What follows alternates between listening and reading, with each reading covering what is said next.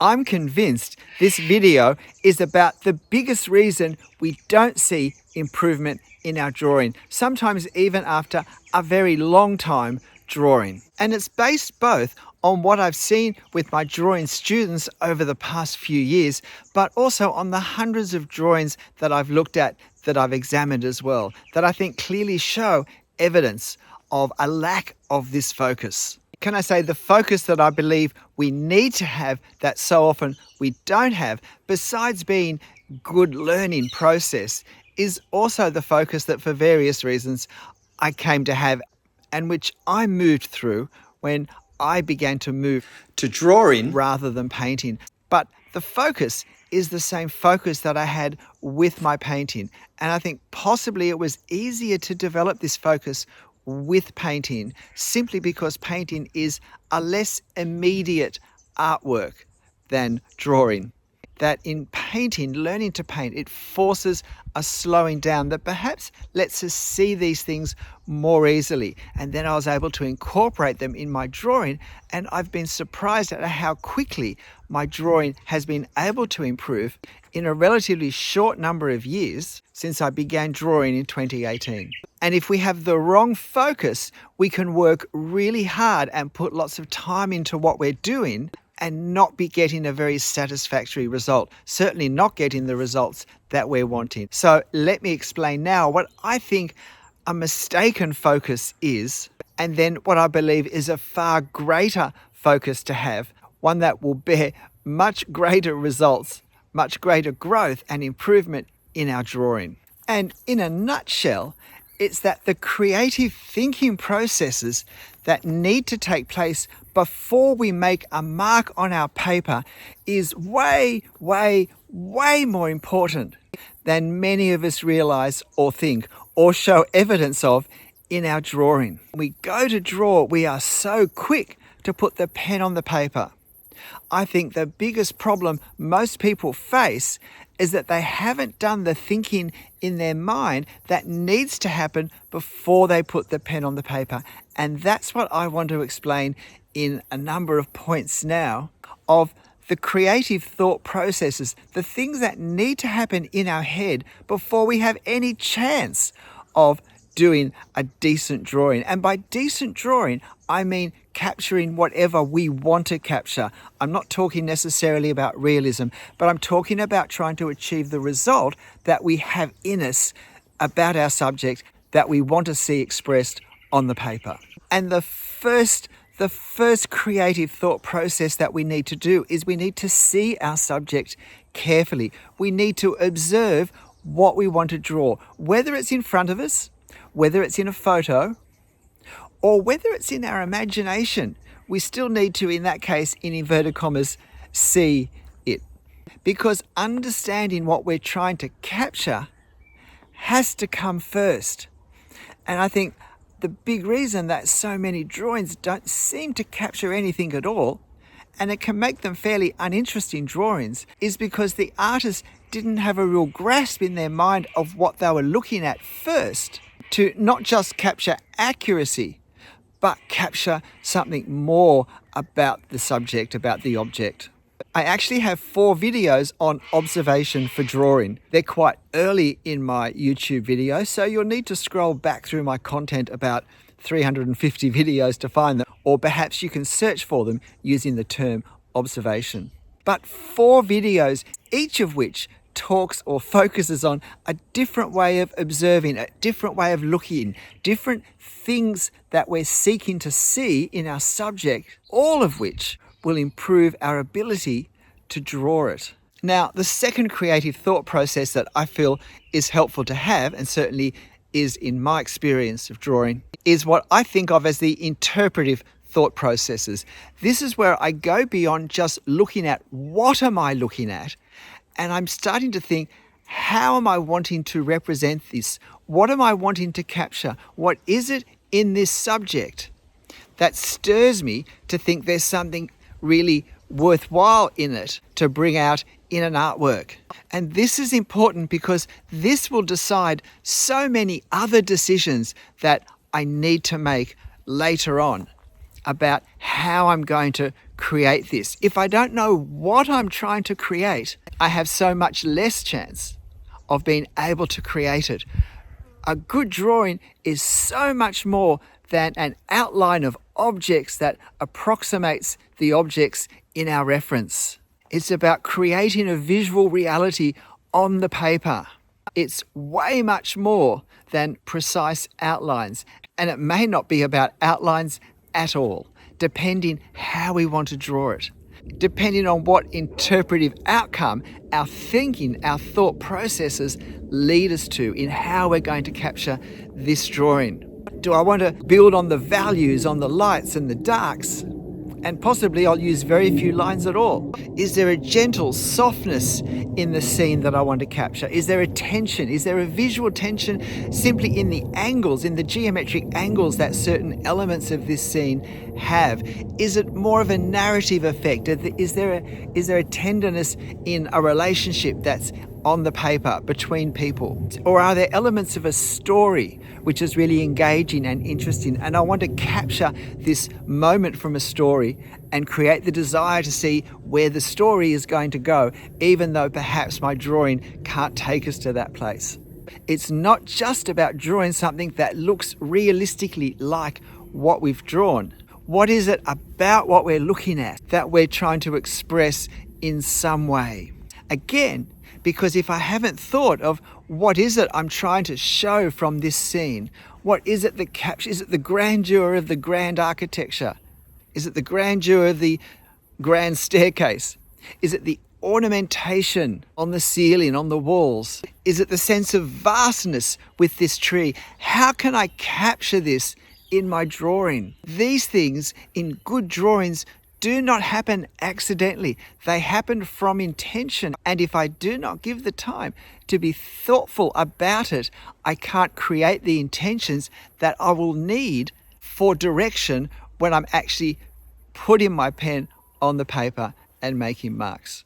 In my mind, this thought process of the interpretive stage includes the composition. What will I include or not include in my drawing? I'm not a slave to the photo. The photo is probably a better photo than I can do of a drawing of the photo. The photo is my starting point. It's my launch platform to do something that a photo cannot do. Even when people do photorealism, if they do it well, they go beyond what the photo can do in photorealism. Do I leave things out? Do I move things around? Do I add things that aren't there? What changes do I make as I consider the various elements in this scene? These are all creative thought processes that need to happen in my head. I can't usually shift to them halfway through a drawing. The third of my creative thought processes that we need to do before we start drawing is where we consider what marks we will use, what technical skills we need, how long the straight lines are going to be and whether we're able to draw them or not. It's what I like to think of as rummaging through my toolbox, my technical toolbox, and working out which tools I want to get out and have on the table so that they're ready and easy to use when I need them. And that's why I often talk about the 2, 3, sometimes 4 minutes I spend before a drawing exploring preparatory marks, I call them. And they're marks. They're often not lines. They might be lines and other marks. I'm not thumbnailing. I'm not composing. I do that in my mind. I'm working out the effectiveness for the size of drawing I want to do, with the size pen that I have, with the sort of marks that I'm thinking will be effective in creating the effect that I want. I explore whether they actually do. Sometimes they don't, and I have to think of other marks. Sometimes it's just a case of changing the size pen that I'm using. Or sometimes I decide I need to do this drawing slightly larger if it's going to be successful for the amount of detail I want to draw. But these are all part of the creative thought processes that go in my mind to give my drawing every chance of being successful when I actually start to use the tools. It's part of the planning process that needs to happen. And the fourth part of the creative thought process that I think we need to do before we put pen on paper is what I think of as the campaign strategizing. It's the, okay, This is where I want to be at the end of my drawing. These are the resources that I have. I've done a little trial and error and worked out which ones I think will work. So now, what's the best place to start? And how do I start? What's my opening move? And once I've done that, how do I progress? Where do I go next? What are the first things? What are the next things? What will the last things be? And I don't just mean in terms of covering the paper. It may be that there's detail that I will leave until the end. Or it may be that I do most of the detail as I move around the piece of paper. It may be that I start down the front because there are some objects that are very close and very detailed and need to have a greater visual focus in our drawing, and I want to make sure I get them right first. Or maybe there's just a clutter of things in the foreground so much that I'm better off starting with the closer things and then doing the things behind them. Or maybe I start in the middle for all sorts of other reasons. But what way of organising the actual drawing, the actual pen on paper part, will give me the best chance of success? That's a really important part of the creative process. The simple truth is, I draw the way I draw because of the thought processes, the creative thought processes that I go through before I put the pen on the paper. I have whatever success in drawing I have 95% because of the creative thought processes I go through that give me all the guidance and preparation I need to have every chance of success. It's not having the skills that's the really difficult thing. We can learn how to do straight lines. We can learn perspective, but it's having the creative thought processes to know how to use these skills that makes the difference. The simple truth is, I have the drawings that I draw because of the thought processes I go through before the pen hits the paper. Because of the way I observe, the way I then look at what I've seen and try and interpret what it is that's appealing to me. What is it that I'm wanting to bring out in my artwork? How is it that I'm going to go beyond what's in the photo and introduce something into my drawing that takes it further somehow? You see, it's when I know what I'm drawing because I've observed it carefully. It's when I know what I'm trying to draw because I've now creatively considered that and I've put my own interpretive framework now into it, and I've worked out what tools do I need, what technical resources do I need to be able to create that effect, to bring those elements out of what I've observed. And it's when I've worked out the process of doing this on paper, where I start, how I progress. It's when all these elements of creative thinking have happened that I find the actual drawing is so much easier. And yet this creative thinking part, I so often feel, is either not done, or it's not considered as important, or it's just lip service. And the drawings I so often see with the same characteristics over and over again convince me more and more that the lack of the creative thinking before we start to draw is overwhelmingly the important part of the drawing. Now, I'm not talking of a process that is going to take hours. It's not like planning an essay, except in a fundamental way it is. But it may be something that's just done in 3, 4, 5, 6, 10 minutes. It may be 5 minutes of looking and thinking and 5 minutes of exploring with marks and looking at the paper and the size and the scale. And certainly with practice, this creative thinking becomes faster and faster because we have more experience at our disposal. We can make better choices faster. But when we don't do this, we can struggle when we have the pen on the paper for direction. We can get lost and we can feel that the marks we're making aren't creating the sort of scene that we're wanting. And we obviously think we've thought hard enough about it. We obviously think we've observed well enough to draw this accurately. But I would say that in the end, our drawings show whether that's true or not. I still catch myself trying to draw something I haven't observed carefully enough, where I have to put my pen down and go back to the reference and do a second time what I should have done the first time. And this is the reason why I think all of those Copy along with the artist videos are really not very helpful if we're wanting to learn to draw. They're great if we want to learn to copy along, if we want to learn to make a copy of a drawing that someone else has made.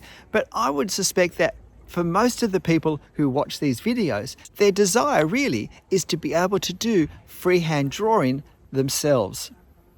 They don't want to be copying the artworks of other artists, but they're hoping that if they do, that somehow it will lead them to be able to do their own.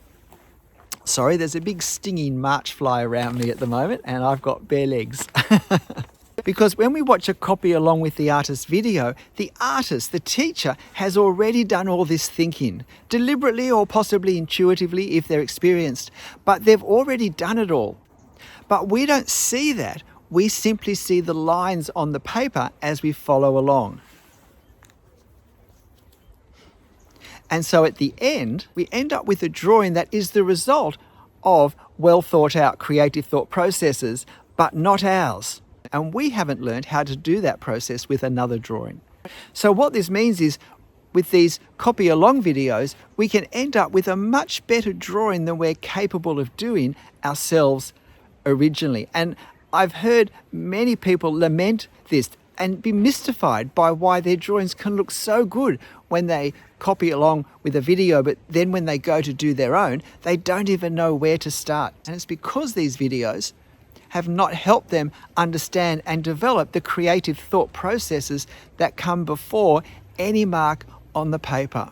And that's why in my videos, my main process for teaching is to do a demo drawing and to do a voiceover where I'm explaining as much as I can in the time that's given the creative thinking that takes place in my mind, what choices I'm seeing ahead of me, which ones I'm taking, why I'm taking them, how I'm taking them.